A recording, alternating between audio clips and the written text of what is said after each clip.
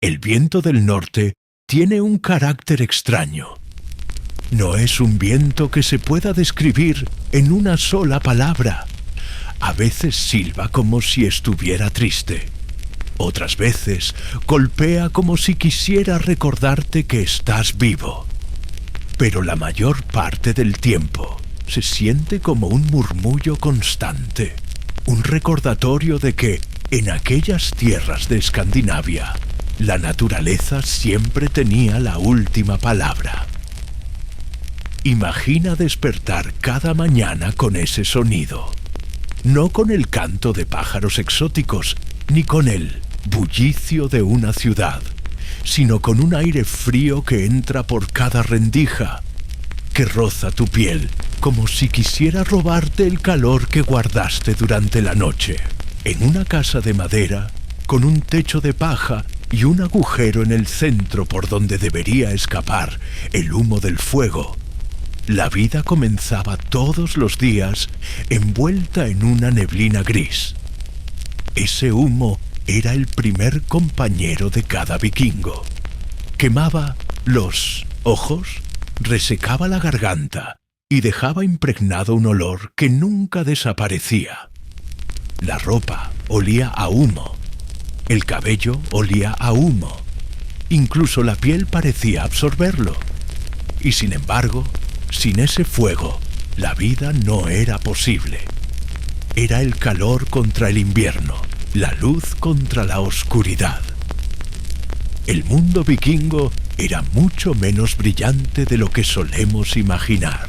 Hoy, cuando pensamos en ellos, vienen a la mente imágenes de barcos con cabezas de dragón, guerreros altos y fuertes, escudos pintados, espadas que brillan al sol. Pero la realidad era otra.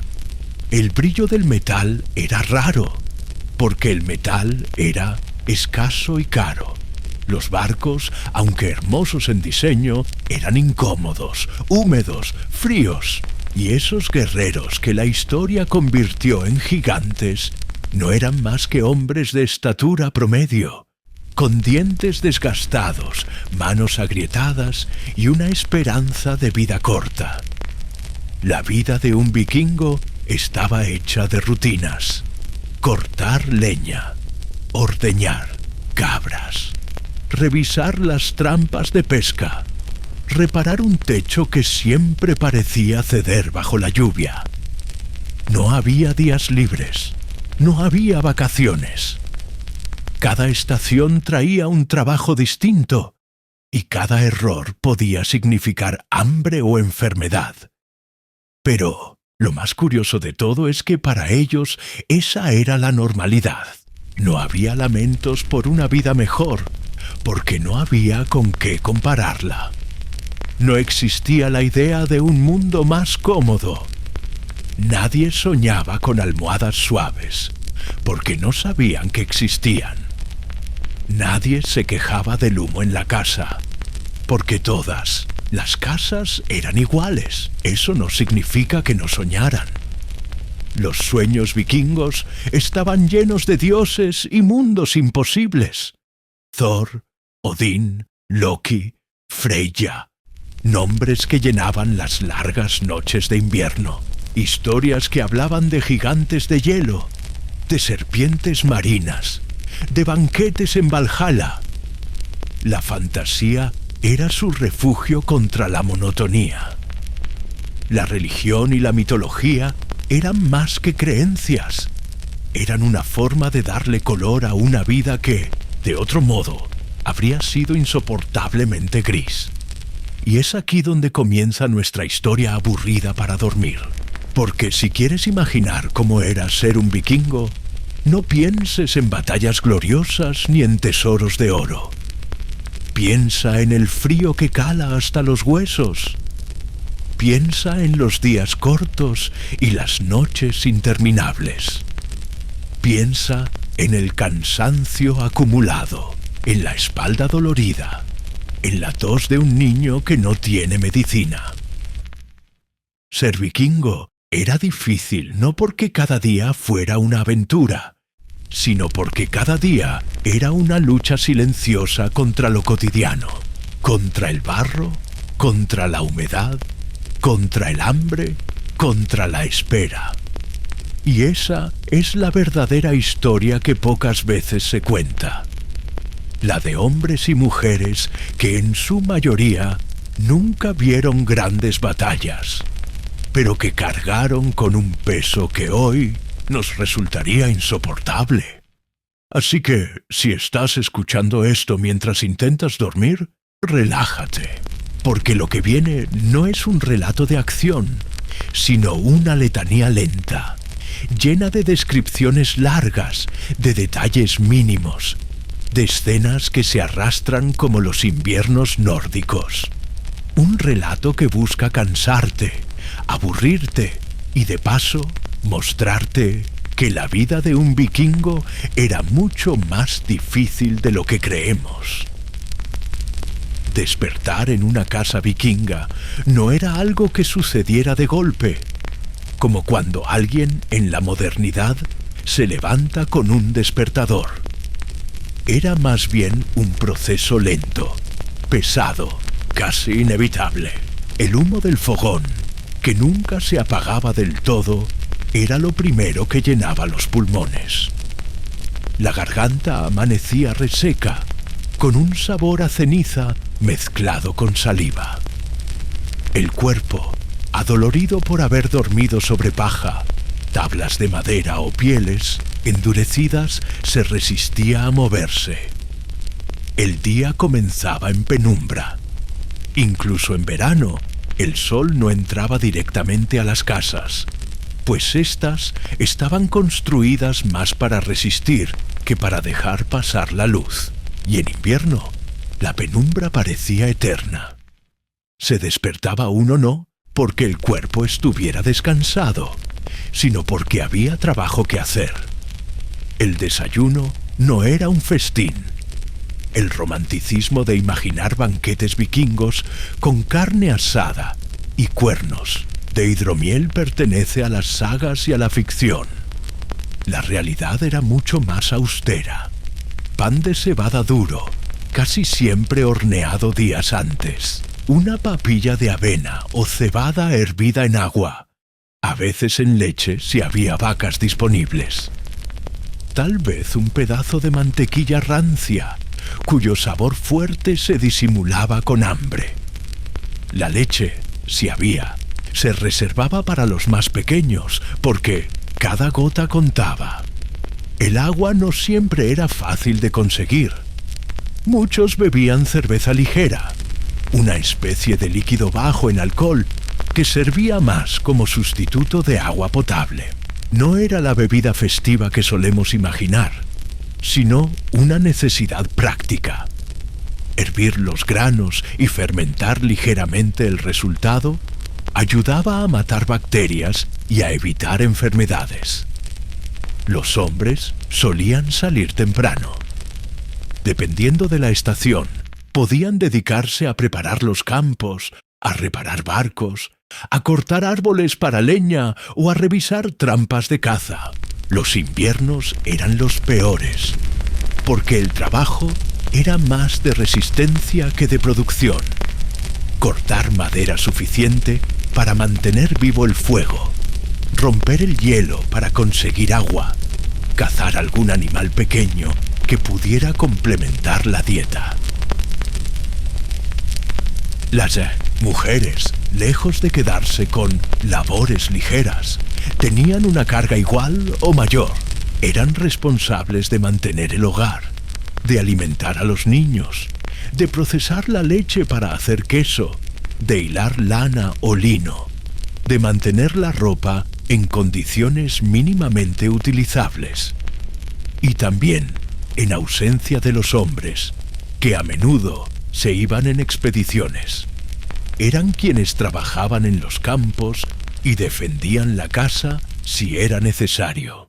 La sociedad vikinga, aunque patriarcal en muchos aspectos, daba a las mujeres un rol fuerte, porque sin ellas simplemente no sobrevivían.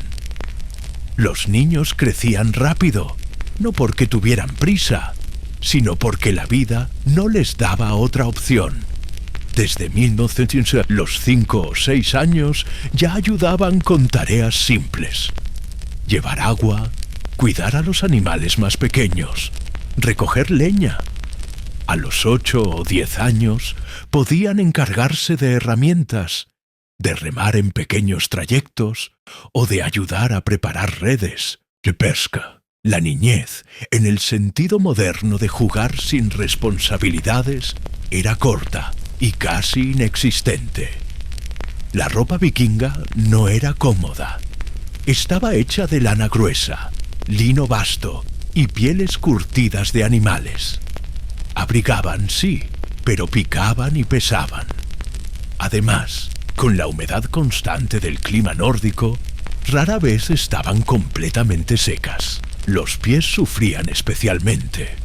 Los zapatos eran simples, de cuero, sin suelas gruesas. El barro y el frío calaban fácilmente. La higiene era un tema curioso. Aunque los vikingos tenían fama entre los europeos de ser más limpios que otros pueblos, porque se bañaban al menos una vez a la semana, lo que era mucho en la época. La realidad es que el día a día era sucio.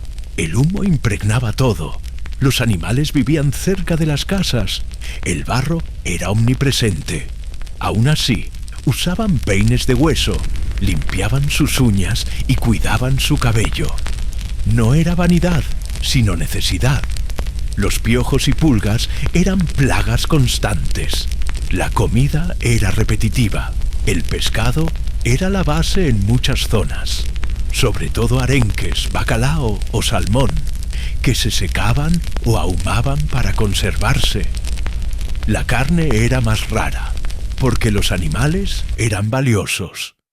Una vaca daba leche, un carnero daba lana. Matar a un animal para comer era una decisión importante, reservada para ocasiones especiales. Por eso, la carne que se consumía a diario era más bien de animales cazados o aves. La dieta se completaba con cereales, nabos, coles, cebollas y lo que la tierra diera en temporada. El tiempo libre existía, pero era mínimo. En los ratos de descanso se jugaba con dados o tableros de estrategia, se contaban historias y se cantaba. El entretenimiento era oral y comunitario. No había privacidad. Todo se hacía en grupo, porque la comunidad era la única defensa contra la soledad y contra los peligros externos. La vida diaria de un vikingo, vista de lejos, podría parecer dura pero simple. Vista de cerca, era una sucesión de pequeñas batallas. El frío, el hambre, el humo, las enfermedades, el barro, los mosquitos en verano, las largas noches en invierno. Cada detalle era un recordatorio de que sobrevivir no era garantía. Y, sin embargo, en esa rutina había también un tipo de resistencia admirable, una capacidad de soportar que nosotros, acostumbrados a comodidades modernas, apenas podemos imaginar. Dormir en camas compartidas, comer lo mismo cada día, levantarse siempre con cansancio y aún así seguir adelante. Esa era la verdadera fuerza de los vikingos, no su furia en batalla, sino su paciencia en la vida cotidiana. Decidir subir a un barco vikingo era casi como firmar un contrato con el destino. Un contrato que no garantizaba riquezas, ni victorias, ni siquiera un regreso seguro. Lo único que garantizaba era la experiencia de enfrentarse al mar. Un mar que en Escandinavia no era azul y cristalino, sino gris, helado y despiadado. Los barcos vikingos eran sin duda un prodigio para su época. Ligeros, flexibles, veloces. podían navegar tanto en mar abierto como en ríos poco profundos, lo que daba a los vikingos una ventaja única sobre otros pueblos. Sus formas largas y estrechas, con las clásicas cabezas de dragón talladas en la proa, no eran solo adornos, intimidaban a los enemigos y a veces servían como protección mágica contra los espíritus del mar. Pero por mucho que la arqueología admire hoy estos barcos, la experiencia de viajar en uno era otra historia. No había cubierta que protegiera de la lluvia, no había camarotes, no había nada parecido a una litera. Todo era abierto, expuesto, directo. Los hombres viajaban de pie o sentados en bancos duros, con los remos en las manos cuando el viento no ayudaba. El viaje comenzaba con entusiasmo. La idea de nuevas tierras, de botines, de aventuras, encendía los corazones. Los primeros días, la tripulación cantaba, remaba con fuerza, compartía historias. Pero conforme las jornadas avanzaban, el cansancio se instalaba en los músculos, la sal del mar se pegaba en la piel. La ropa húmeda se volvía una segunda piel fría y pesada. El mar del norte tenía su propio carácter. A veces estaba tan calmado que parecía un espejo. Y en ese silencio absoluto, los hombres se aburrían. La monotonía era tan peligrosa como la tormenta. Remar durante horas, sin viento, sin olas, sin cambios, era una tortura psicológica. Los brazos dolían, la espalda ardía y la mente comenzaba a vagar hacia pensamientos oscuros. Pero lo más temido eran las tormentas. Bastaba con que el viento cambiara, con que las nubes negras aparecieran en el horizonte, para que todo se volviera un caos. El barco, tan ligero y flexible, se movía como una hoja sobre el agua. Las olas se levantaban como montañas.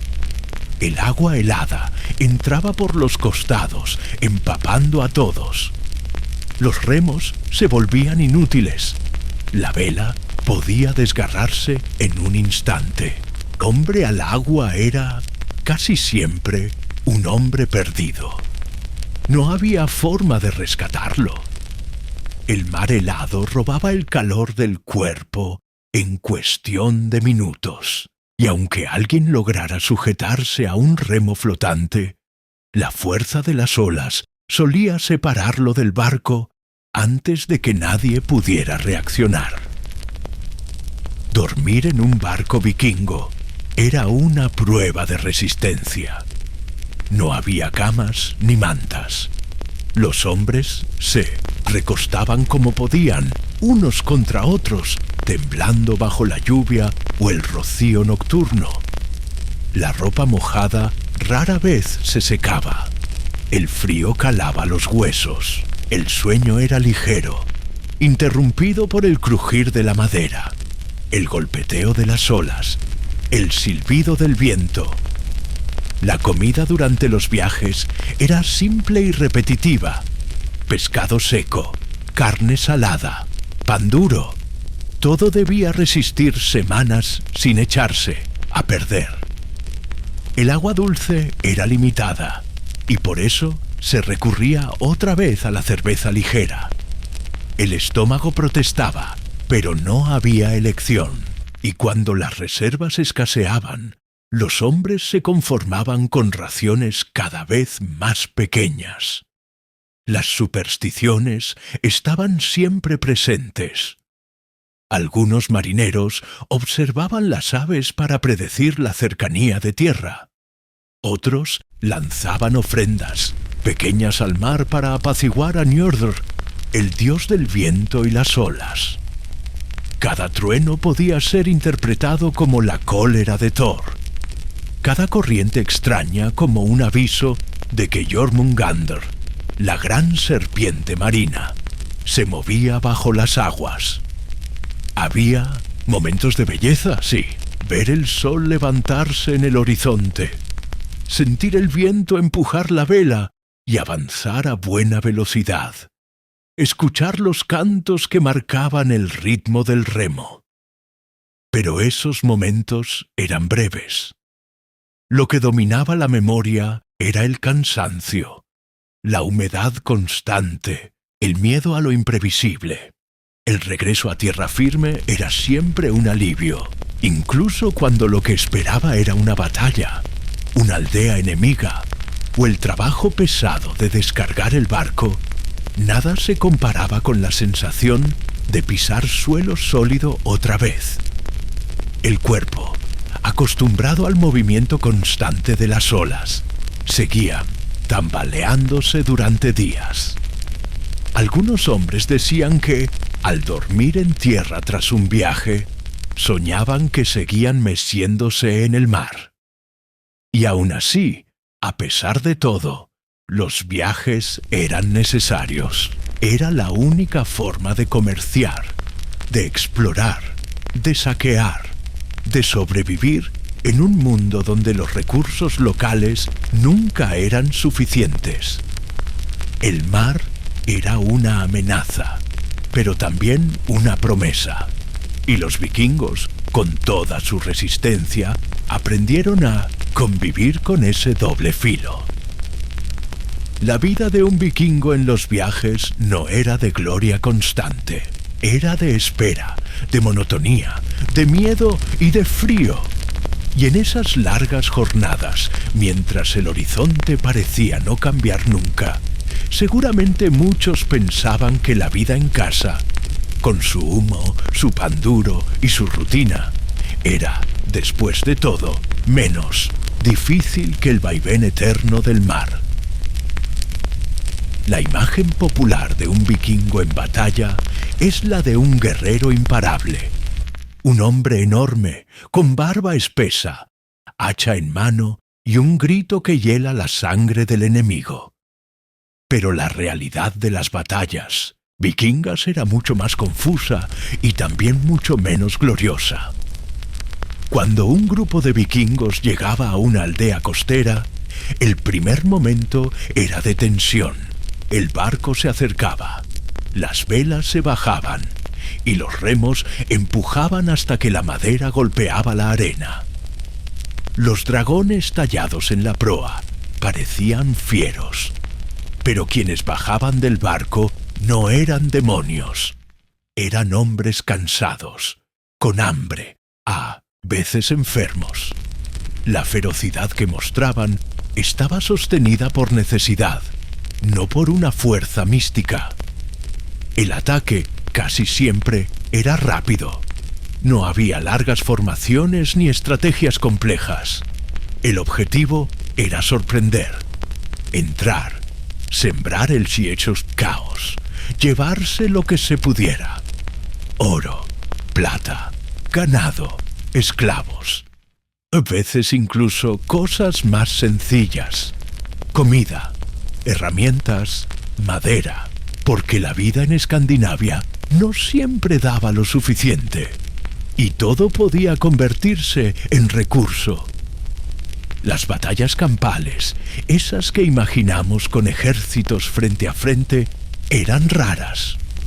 Lo más común eran choques desordenados, hombres corriendo, con lanzas y espadas, gritos mezclados con el relincho de caballos, el choque de escudos y sobre todo, el barro. Porque las batallas casi nunca eran limpias. El suelo se convertía en un lodazal de sangre, tierra y sudor. Un vikingo podía morir en segundos. Una lanza lanzada desde lejos, una flecha perdida, un golpe mal calculado. No había armaduras pesadas como en otras partes de Europa. Lo más que protegía a la mayoría era un escudo de madera reforzado con hierro y un casco simple. Las cotas de malla existían, pero eran tan caras que solo los más ricos podían usarlas. El miedo estaba siempre presente, aunque pocos lo admitieran. Antes de un combate, algunos rezaban a Odín para ser elegidos entre los caídos dignos y entrar en el Valhalla. Otros se encomendaban a Thor, esperando fuerza en el brazo, pero muchos simplemente apretaban los dientes y confiaban en que su escudo no cediera. Y cuando la batalla terminaba, llegaba el silencio incómodo. No había música épica ni discursos de victoria. Había cuerpos en el suelo, heridos gimiendo, amigos perdidos. Había que recoger rápido lo obtenido, cargarlo al barco y marcharse antes de que llegara una defensa organizada. Las heridas eran tan peligrosas como las armas mismas. Un corte podía infectarse en días, convertirse en fiebre y matar lentamente al guerrero que en la batalla había sobrevivido.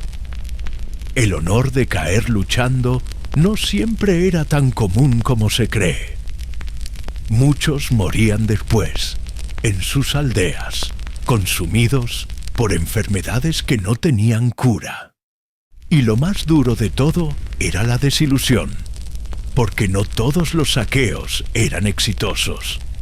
A veces, tras semanas de viaje, lo único que encontraban era una aldea pobre, con poco que robar. El botín era escaso y las pérdidas podían ser grandes. Hombres caídos, barcos dañados, provisiones agotadas. En esos momentos, la gloria se volvía amarga.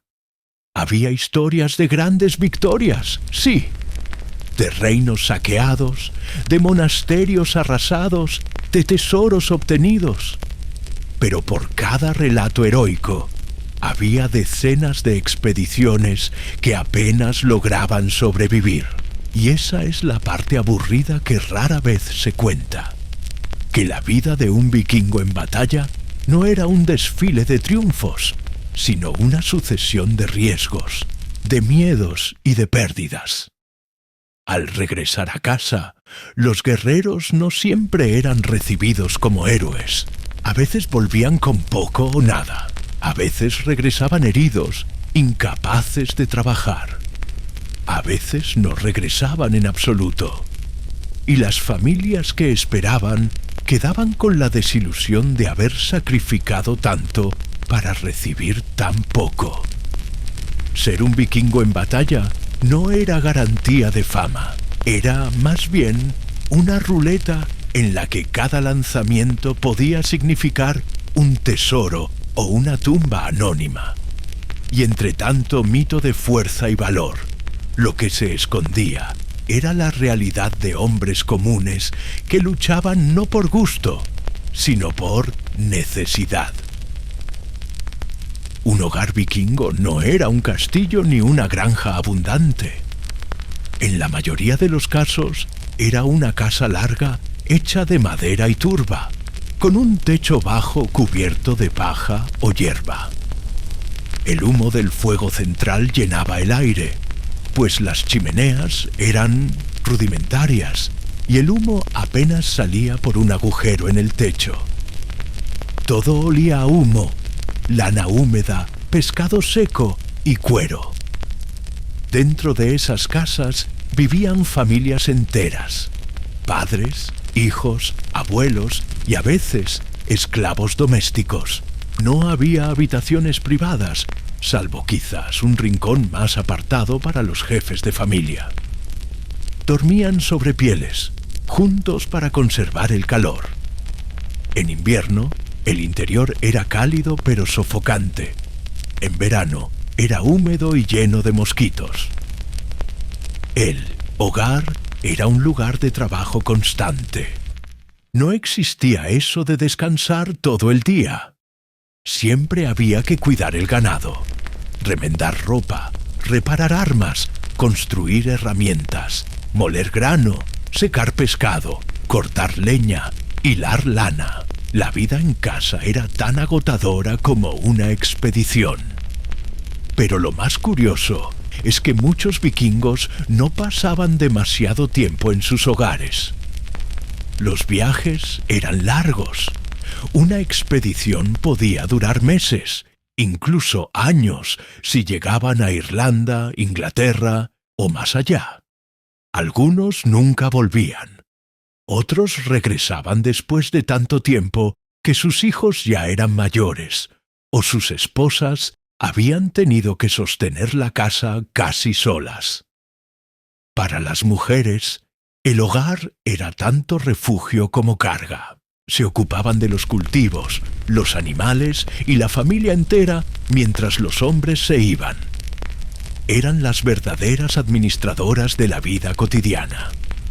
Su rol era tan esencial que, sin ellas, la aldea no sobrevivía.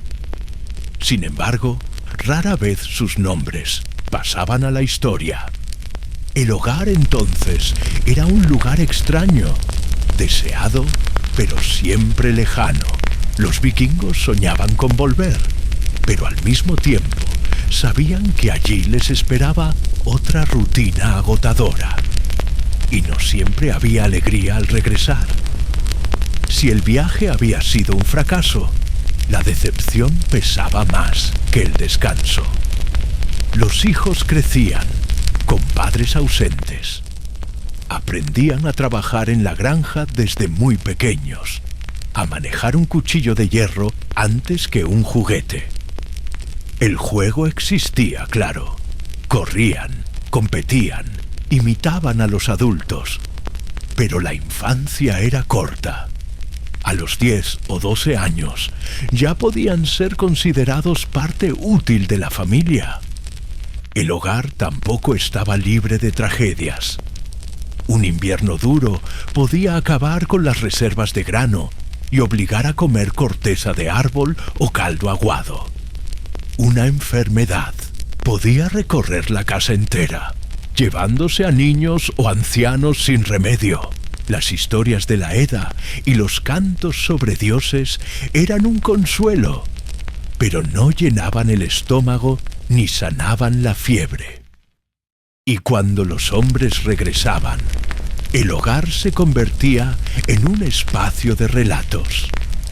Allí, junto al fuego, se narraban las hazañas, exageradas a veces, adornadas con detalles que mantenían viva la ilusión de gloria. Pero esas historias escondían las partes más duras. El hambre en el barco, la derrota, la muerte de compañeros. El hogar era el escenario donde la verdad se transformaba en mito, para que la familia creyera que todo había valido la pena. Sin embargo, en lo más íntimo, muchos vikingos se preguntaban: ¿valía la pena irse tanto? ¿Valía la pena arriesgarlo? Todo cuando, al final, lo único que se deseaba era estar de vuelta en casa, sentado junto al fuego, con un cuenco de sopa y el murmullo de la familia alrededor. Ese era el dilema silencioso del vikingo. Un hogar siempre presente en el recuerdo, pero casi nunca en la realidad. Una casa que era refugio y prisión al mismo tiempo.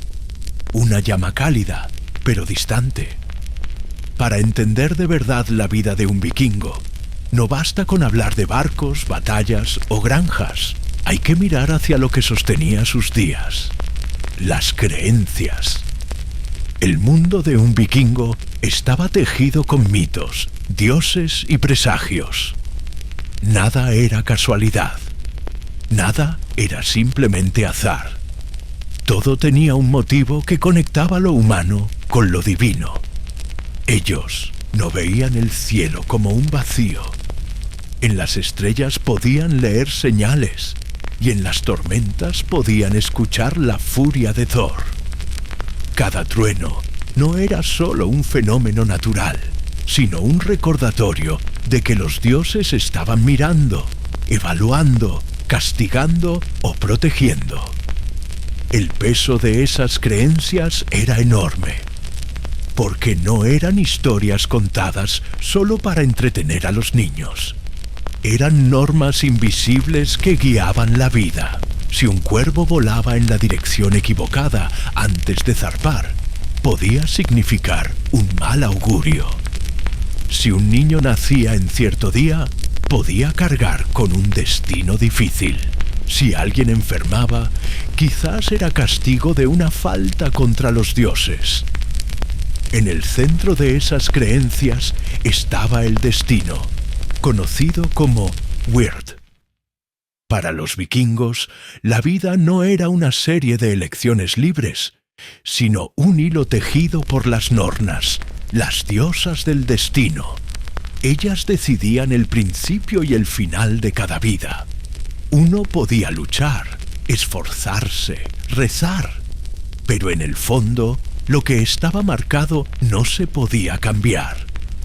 Y vivir con esa idea era tanto alivio como carga, porque si algo malo pasaba, se podía aceptar como inevitable, pero también era desesperante. ¿Para qué luchar tanto si ya estaba escrito? Esa resignación convivía con la ambición, creando un contraste constante entre la búsqueda de gloria y la aceptación de la muerte.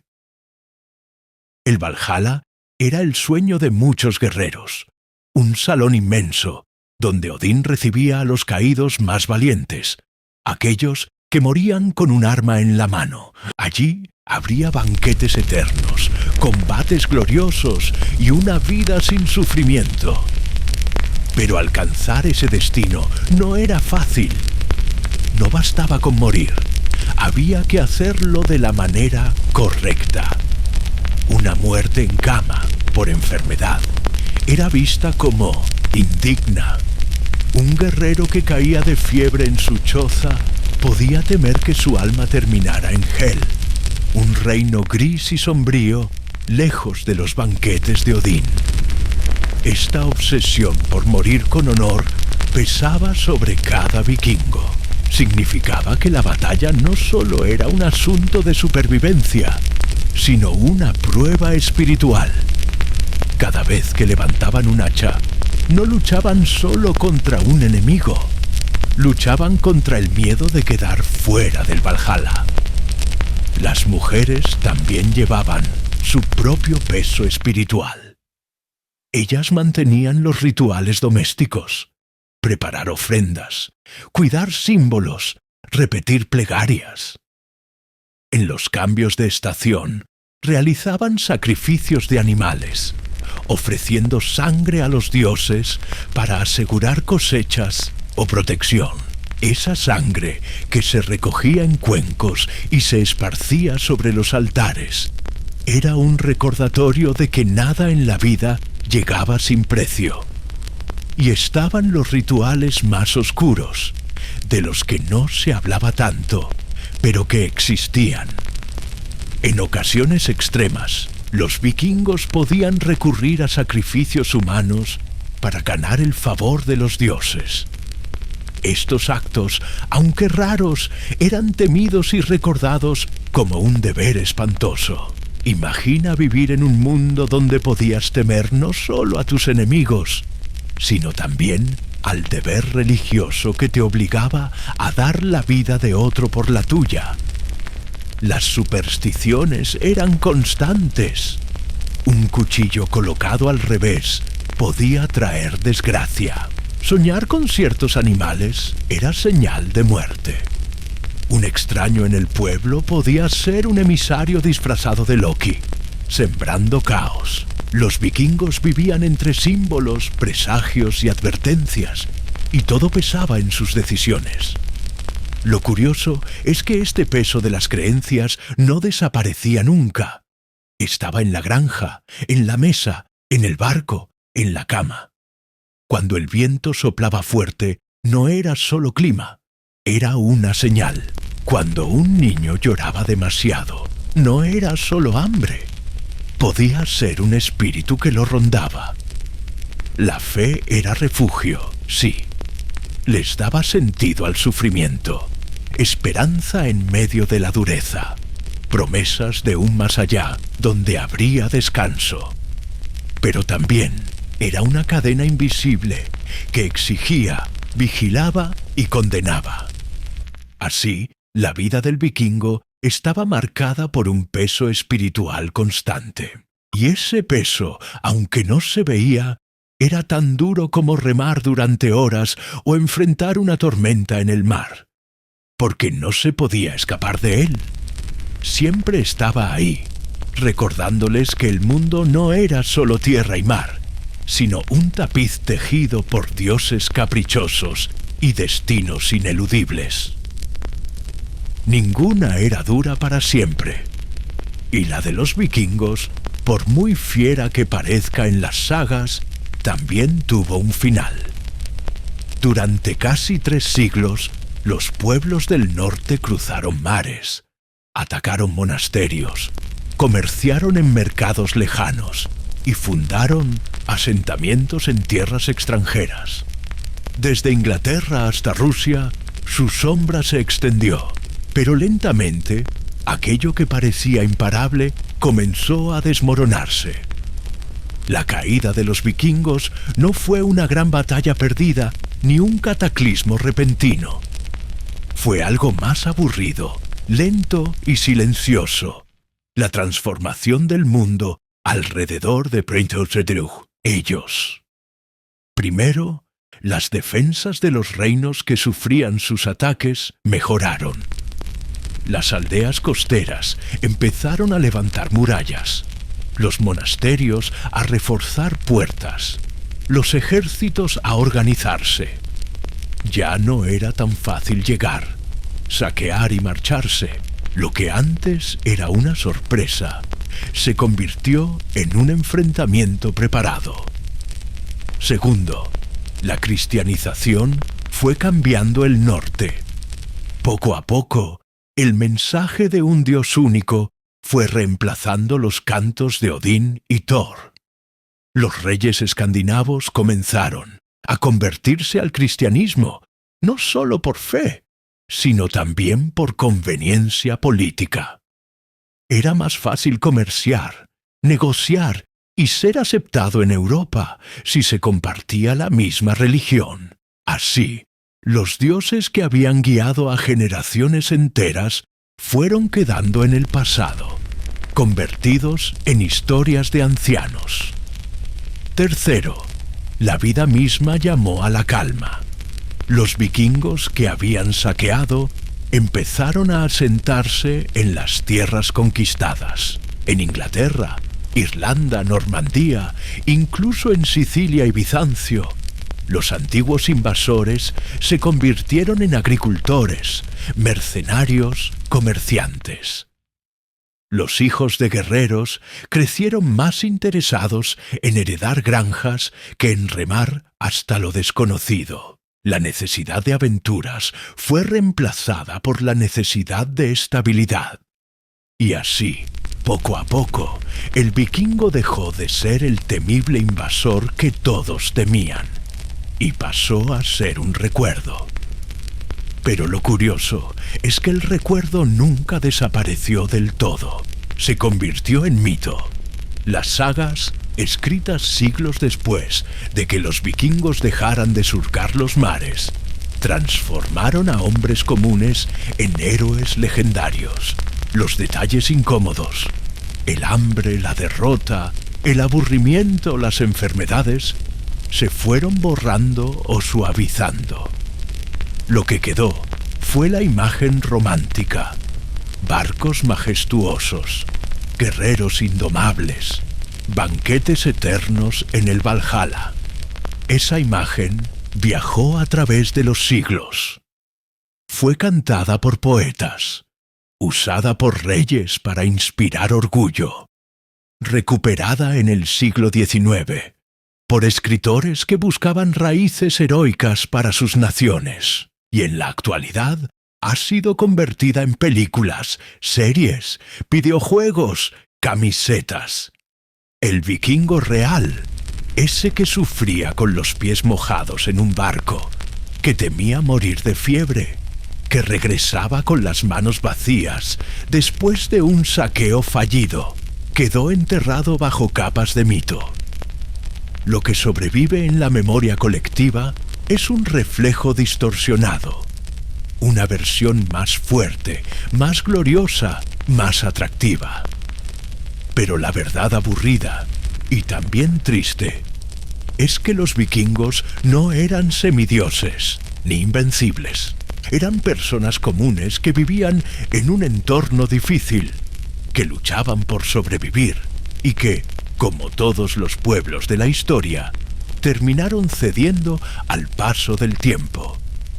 La caída de los vikingos fue, en esencia, la victoria de lo inevitable, la vida cambiando, el mundo avanzando, los hombres cansándose de remar, y aún así, el mito sigue vivo. Quizá porque necesitamos recordar no solo lo que fueron, sino lo que imaginamos que pudieron haber sido. Imagina ahora a un vikingo sentado junto al fuego, después de un viaje demasiado largo. Sus manos están agrietadas por la sal del mar, su barba enmarañada, su espalda encorvada por tantas horas de remo. Mira la llama temblar y piensa en todo lo que ha pasado. Los amigos que quedaron en tierras lejanas, los botines que nunca alcanzaron, las heridas que todavía arden. No es un héroe, ni un dios disfrazado. Es un hombre cansado, y en ese cansancio está encerrada toda la verdad de lo que significaba ser vikingo. Porque, al final, más allá de las sagas y los mitos, la vida era agotamiento constante, cansancio en el mar, cansancio en la tierra, cansancio en la batalla, cansancio en la espera. Incluso en el hogar, donde debía haber paz, había también trabajo interminable, deberes, preocupaciones. Ese cansancio no era solo físico, era también del alma. La presión de ser valiente, de buscar gloria, de honrar a los dioses, de no mostrar miedo, de mantener a la familia, de luchar contra la naturaleza. Día tras día, año tras año, el vikingo cargaba no solo un escudo, sino una vida pesada que nunca parecía dar tregua. Y sin embargo, había momentos pequeños que sostenían todo. El calor de un cuenco de sopa en invierno, la risa breve de un niño, el canto de una saga en la noche, el resplandor del sol en un fiordo. Eran instantes diminutos, pero en ellos había más verdad que en 100 batallas.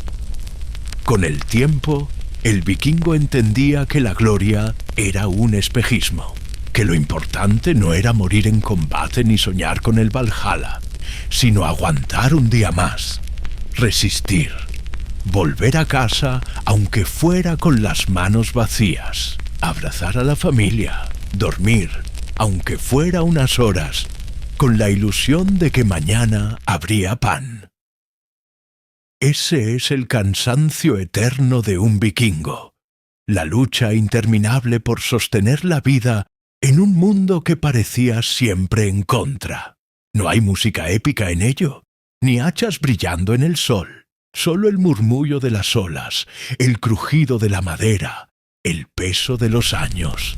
Y cuando, al final, la era vikinga terminó, lo que quedó fue ese suspiro, un eco de cansancio que se transformó en mito, porque nadie quería recordar la fatiga, solo la gloria. Pero quizás la verdad más honesta es esa, que ser vikingo no era ser invencible, era estar cansado siempre, pero aún así seguir adelante.